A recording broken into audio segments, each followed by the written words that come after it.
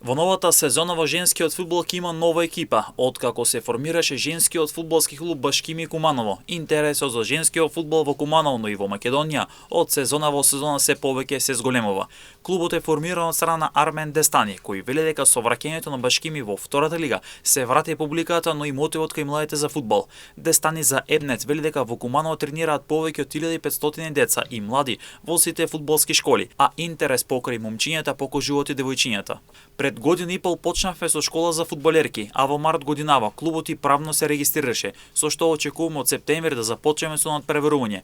Целта на клубот е промовирање на вредности, спортски дух, посебно фудбалот како најатрактивен спорт кон женската популација.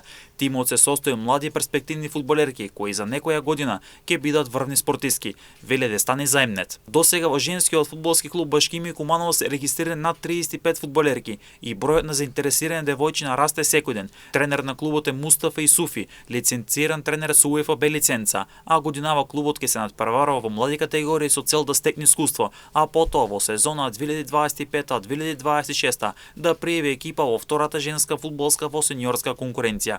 Клубот во моментот тренира на помошниот терен на фудбалскиот клуб Башкими, а за одигрување на официјални превари се разгледуваат повеќе опции на кој терен истите би се одигрувале.